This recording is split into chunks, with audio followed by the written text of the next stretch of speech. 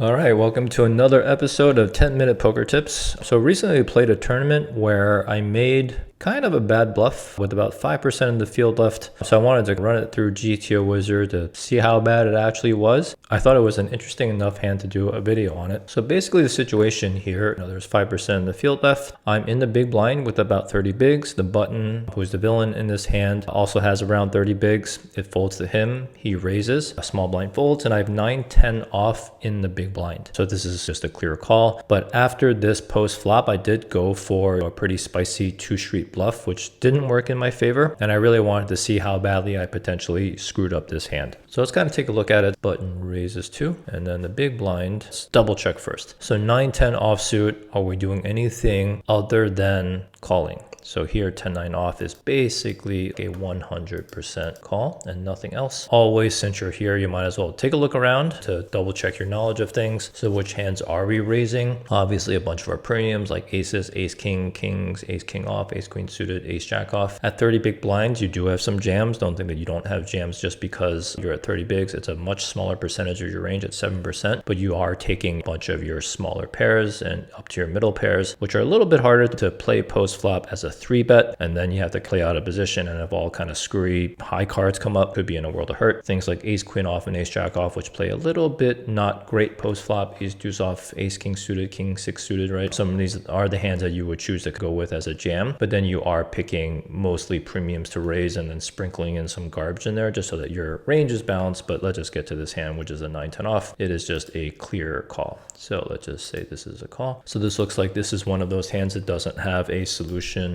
preset post flop. So we're going to do the solve with AI option in GTO Wizard. So the flop came king of hearts, 10 of hearts, and I think it was like a 6 of hearts. It was something small, but basically it was a 3 flush board with a king, and we had flop second pair. I fully expected, this player was pretty tight player actually, so I fully expected a continue on this board, something like a bet small, I'm sure. So I shouldn't be doing anything other than checking here, and you can see that my range is a 100% check, and then obviously 10-9 off is going to be a 100% check, right? So double check it here, check.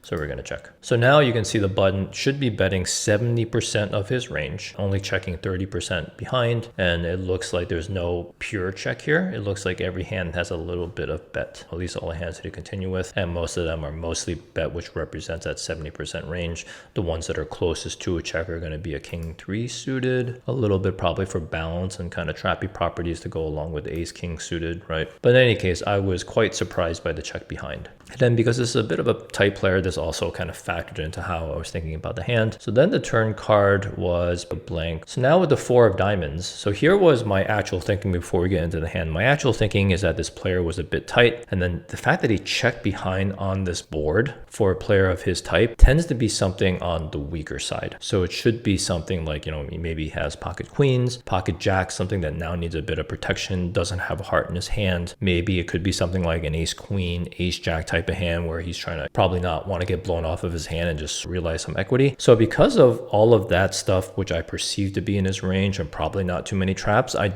did decide to bet here, to lead out, to put some pressure on those hands, and I fully intended on barreling the river if nothing else kind of materialized, right? That should have hit his range. And I felt like that was a perfectly reasonable, logical piece of thinking, right, to pick for a bluff here. But when you look at what the solver is doing, 10-9 off is still a 100% check. And when I kind of look at that, so basically I can't even run this past the turn because the solver wouldn't ever bet here with 10-9 off. So why is this, even if my logic is a bit sound? So number one, 5% left in the field. We are under, quite not like insane ICM pressure, but some ICM pressure. We should be pretty careful with our stack, trying to find good high EV spots to start putting chips in there. And I think second pair, no heart in my hand. So by the way, the 10-9 off didn't have any hearts in my hand against a button range that could conceivably be quite strong and probably going to want to continue. There are probably better spots to pick. What I did was I bet here, and we're not going to be able to continue after this, but basically what would happen if we check the 10-9 off and then the button bet? So when you look at this, the 10-9 off is a continue. So really what you're doing is you're not going to give up automatically, even with all the 10s that have no heart in your range. You're still continuing with all of it, but you're not trying trying to play this hand aggressively. You're basically desperately crossing your fingers, trying to get to a showdown and hopefully show down the best hand.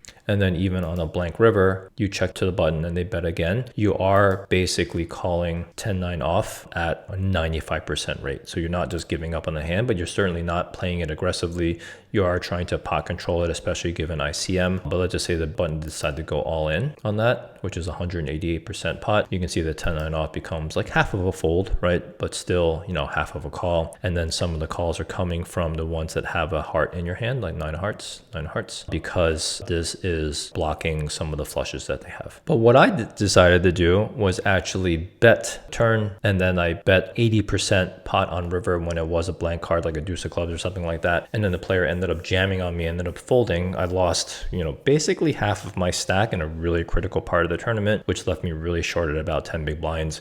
I think there was sort of a final destination situation here where the next hand I would have gone with was king jack off. A player would have definitely called with a3 suited and then flopped a flush on me, where I would have flopped top pair with a jack of spades, which would have given me top pair plus, you know, the jack high flush draw. So I wasn't going anywhere, so I was going to lose a significant pot on that, if not maybe all of my chips on that hand anyway.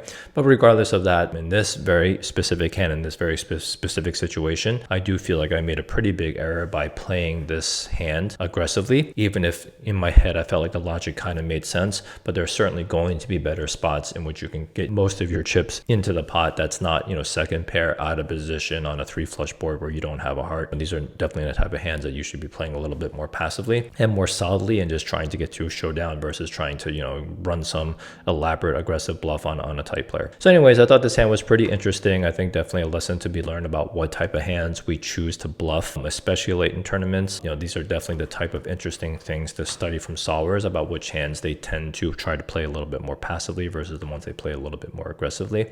And you can learn a lot and extrapolate a lot from those different examples. So anyways, I hope you enjoyed watching this video. If you did, please give it a like. Also, please subscribe for more awesome content like this in the future. Drop any comments if you have any questions or thoughts about the hand. You can also always reach out to me on Twitter or Instagram at QuansFull. And if you are interested in trying GTO Wizard for yourselves, you can get 10% off with my referral code. All you have to do is go to this URL at Not Pro Poker, and first you need to sign up for a free account before you can see the different package options. After you choose a package option, you should be able to get that 10% off on your subscription. Definitely try it out. GTO Wizard is still by far my favorite solver to use. It's really quick to use, really easy to learn, as you can see. Hopefully we'll see you over there in the solver streets. Yeah, and then we will see you at the next one. Thanks for watching.